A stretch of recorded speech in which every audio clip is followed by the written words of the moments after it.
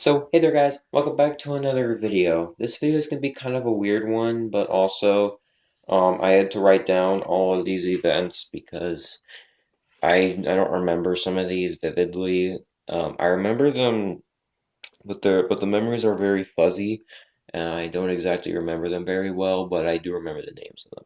So here is all of the events that led up to my YouTube name, MGambleYT, and my gamer username, MGamble13. So, me being, well, I'm not an avid gamer, but I am still a gamer with a life. I know about that meme where gamers don't have lives. I have a life, okay, and I'm living a good one too. So, all these events are either personal for me or very, very sad because there is a troubling backstory behind the whole MGambleYT username. So to start off with, we're gonna go way back even before I began thinking about getting a YouTube channel. When I was just 3 years old, there was a huge discussion with my biological dad and my mom getting a divorce. So what that meant is we had to move to a new house. We moved to Olathe, we moved into a townhome. And in Olathe, mom got a job, and there was a coworker there who is now my stepdad, who I call my dad. Personally I call him my real dad because he cares for me. Sorry, sorry, not sorry. And so basically, I bonded with him, and he's really nice, and I'd call him my real dad any day. And so that's when he introduced me to the PS2, a really old console from the 2000s that got a whole bunch of games made for it. Now then, Dad bought me and Sean some games, but his games that he owned, he didn't let us play because they were very adult-like. Probably because old game companies, people probably thought kids could play adult humor games, probably. I don't know, that's what I learned from Mom reviewing all the movies Dad would pick on pizza movie nights. Yeah. Yeah, that's actually a tradition that we do.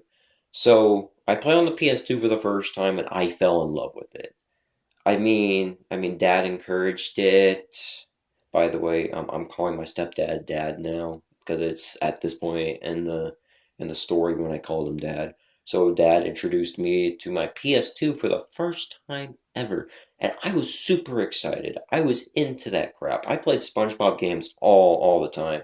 Battle for Bikini Bottom, SpongeBob movie, even Creatures from the Beyond. I had that SpongeBob game, and I still have it to this day, which is really interesting because I can go back and relive that nostalgia. I kept on seeing my dad playing Battlefield 3, and that's when I got interested in the Battlefield series. I could never play Battlefield back then. Of course, today I play Battlefield 4 and Battlefield 5. That's no kidding. But I didn't get to play Battlefield until I was this age. So, um, he was on the PS3, and I didn't see the release date until after it came out and after Dad got it. And so we had two PS3s then.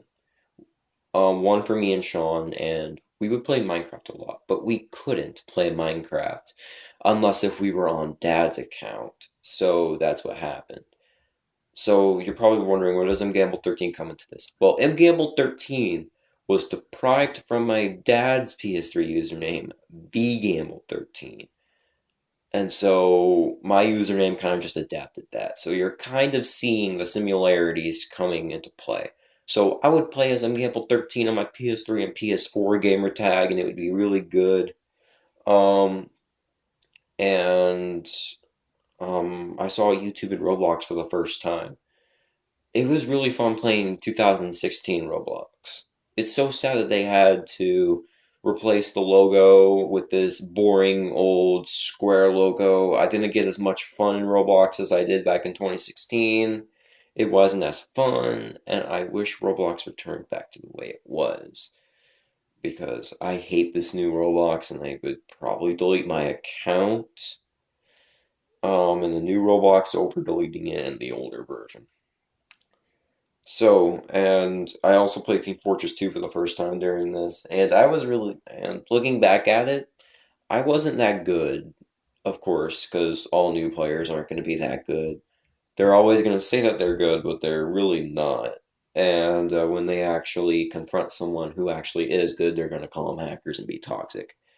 Those are what we call COD or Call of Duty squeakers. I don't know why we call them that, but it's pretty funny that we do, and I'll call them that. Change my mind.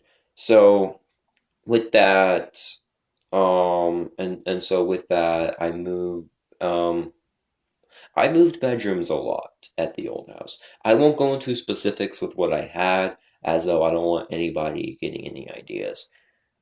So jumping forward, like I'd say at least a few years, I met Cody and Icegoat for the first time. Cody was one of my close friends, and Icegoat Jr., if you're watching this, please know that I did not forget about you. I just moved on to a new platform, and I'm currently playing on PC now. So if you want to play on PS4, hit up Cody and or me, because I'm getting back into Battlefield 5 now, and we can play again. I also met Jacob. He's still one of my friends. I think he created a party with me yesterday, so he's still online. It's just that I don't play with him as likely as I did. So I played games with Cody and Ice Code a lot. That's when I met Stevie. Stevie was one of my weird friends. He was my first ever black friend that I had, and he did some weird crap. Like, it was really weird. I won't go into details as though I could probably get demonetized. But sharing this now, Stevie had a huge impact on me. Not only did me and his friendship teach me that I have to be careful around people that I don't know, but it also taught me that I can't always be nice to everyone. And there are some people where you can't just let them do what they want, you know? So I learned that, and I got my own, and the same year that I stopped being his friend, I got my own PC. And with that, I left PS4, I left the whole console platform, and I trained myself into playing PC games from there, and I got really good at it. I got really good at PC. I played a whole lot of Rainbow Six Siege, Roblox, CSGO. I played a whole bunch of these games, and it really didn't go good. Hang on, I had to make 2 pages because there's a lot of them.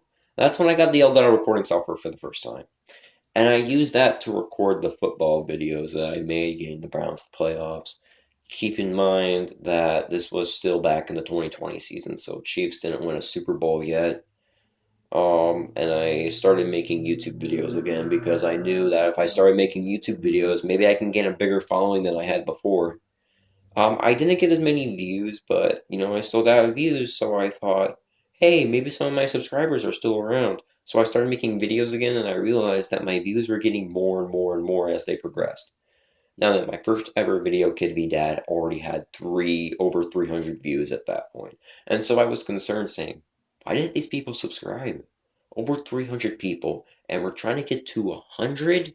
That's about at least a third of the views that video got.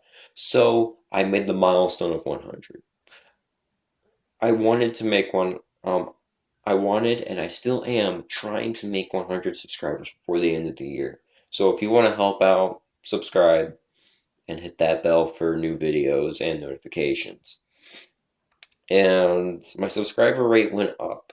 People started watching me more. I started getting a higher viewer rate. And I'm even friends with some of my subscribers on Roblox, Steam, a whole bunch of other stuff. Not on Steam. And then Cody got his own Discord, and we started playing together. I started playing with him on some of my streams, and I'm thinking about um, playing with him a little bit more on those streams, and then making like a funny moments from the streams that I make. So now we're down to the Hoffer situation. We're down to the present day. We're down to present day age stuff. The Hafu situation. I made a game called CTF, and I loved it to heart. I used the toolbox to get the weapons. I used the capture the flag template Roblox made to make it, and it was my prized possession. And then when Hafu came along saying he wanted to develop more on it, I decided that what I would do is I would give him a copy of the game. Keep in mind, I had ownership to the game, I had copyright. I just gave him licensing for him to use it. I didn't give him full power for the game. And then he came out and he tried to frame me. He tried to make me the bad guy by saying I was copying his game, when really he had licensing and I was the real owner of the game. He thought I was copying other people by using the template, by using the toolbox, and I told him, and I even made videos on this saying, "Hey, those are pre-made models, I can use those." Um, and then from there, really, I don't know. The case is still going on. I blocked Hoffer basically everywhere and unsubscribed from him. I haven't heard of him since, and I really hope I don't.